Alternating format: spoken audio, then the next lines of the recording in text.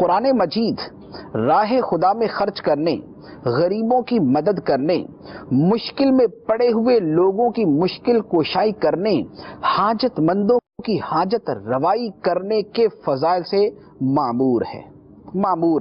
میں چند ایک جگہ کی آیات آپ کے سامنے عرض کرتا ہوں۔ اللہ تبارک و تعالی ارشاد فرماتا ہے، فرمایا مثل الذین ينفقون اموالهم فی سبیل اللہ کمثل حبۃ انبتت 7 سنابل فی کل سنبلۃ 100 حبہ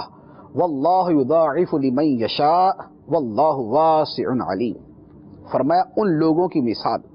جو اپنے مال اللہ کی راہ میں خرچ کرتے ہیں، اس مال کی کیا مثال ہے؟ فرمایا کمثل حبۃ، جیسے ایک دانہ ہے،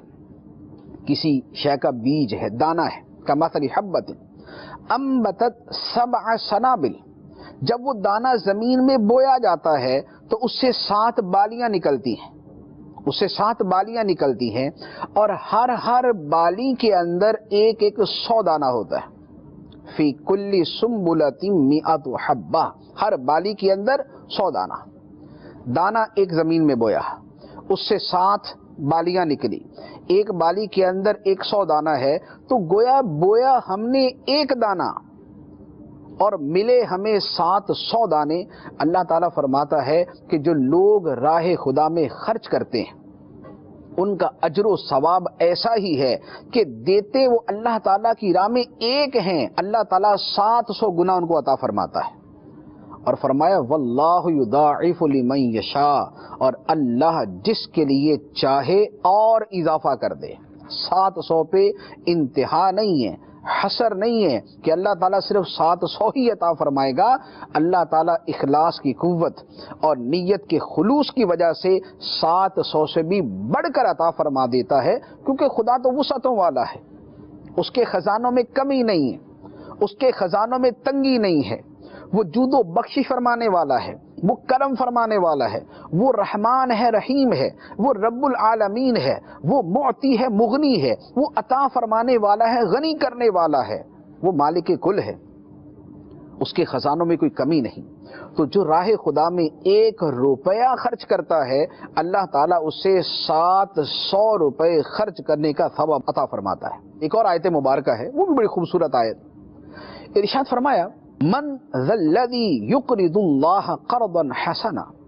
فیضاعفہ لہ اضعافا کثیرہ۔ فرمایا کون ہے جو اللہ کو اچھا قرض دے تو اللہ تعالیٰ اسے بہت گنا بڑھا دے گا، اس میں اضافہ کر دے گا۔ آیت مبارکہ کے الفاظ پہ غور کیجیے۔ ہم کیا ہیں، ہماری اوقات کیا ہے؟ ہمارے پاس جو کچھ ہے خدا کا دیا ہوا، مال ہے خدا کا دیا ہوا،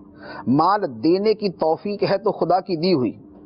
لیکن اس کے باوجود اللہ تعالیٰ فرماتا ہے کہ جو کسی غریب کی مدد کرتا ہے، جو اللہ کی راہ میں خرچ کرتا ہے، وہ ایسا ہے جیسے خدا کو قرض دینے والا،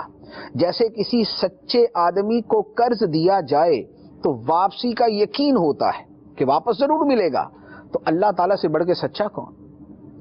اللہ تعالیٰ کو جس نے اللہ تعالیٰ کی راہ میں مال دیا، گویا اس نے خدا کو قرض دیا، اور جس نے خدا کو قرض دیا اللہ تعالیٰ اتنا ہی واپس نہیں لوٹائے گا، فرمایا اضعافا کثیرہ، کئی گنا اس کو بڑھا دے گا، اس سے کئی گنا زیادہ کر کے اللہ تعالیٰ واپس کرے گا۔ تو اللہ تعالیٰ کی راہ میں ہم تھوڑا دیتے ہیں، اللہ تعالیٰ اپنی شان کے لائق ہمیں اس کا بہت زیادہ اجر و ثواب عطا فرماتا ہے۔ ایک اور آیت مبارکہ ہے، لن تنالوا البر حتى تنفقوا مما تحبون، تم ہرگز نیکی کو نہیں پا سکتے جب تک اپنا محبوب پسندیدہ مال اللہ کی راہ میں خرچ نہ کرو۔ صدقہ صرف یہ نہیں ہوتا کہ گھر میں جو چیز بچ گئی ہے اٹھا کے غریب کو دے دیں، کھانا کھایا سالن بچ گیا تو غریب کو دے دیں، کپڑے پہن کے پرانے ہو گئے تو اٹھا کے غریب کو دے دیں، استعمال کی شے اب ہماری شان کے لائق نہیں رہی تو اٹھا کے غریب کو دے دیں۔ قابل استعمال ہے تو وہ بھی ٹھیک ہے، یہ نہیں ہے کہ یہ دینا منع ہے، یہ بھی دینا جائز ہے اور یہ بھی دینا چاہیے۔ پڑا ضائع ہونے سے بہتر ہے کسی غریب کے کام آ جائے۔ ایک سوٹ پرانا ہو گیا غریب تو پہن لے گا، کھانا چلے بچا ہوا ہے صحیح، غریب کے کام آ جائے گا، وہ بھی ایک اچھی چیز ہے، لیکن اس پر اکتفا نہ کیا جائے۔ کہ ہم صرف پھٹی پرانی چیز ہی دیں گے، ہم بچی ہوئی چیز ہی اللہ کی راہ میں دیں گے، بلکہ سوچ یہ ہونی چاہیے کہ ایک سے بڑھ کر ایک چیز اللہ کی راہ میں خرچ کی جائے جو زیادہ اعلیٰ ہے، عمدہ ہے، نفیس ہے، عالی شان ہے، اس طرح کی چیز اللہ تعالیٰ کی راہ میں خرچ کی جائے جو ہمیں پسند ہے۔ فرمایا مما تحبون، جو تمہیں پسند ہے، جو شاید تم پسند کرتے ہو، اللہ تعالیٰ کی راہ میں وہ خرچ کرو گے تو نیکی کے مرتبہ کمال تک پہنچ جاؤ گے۔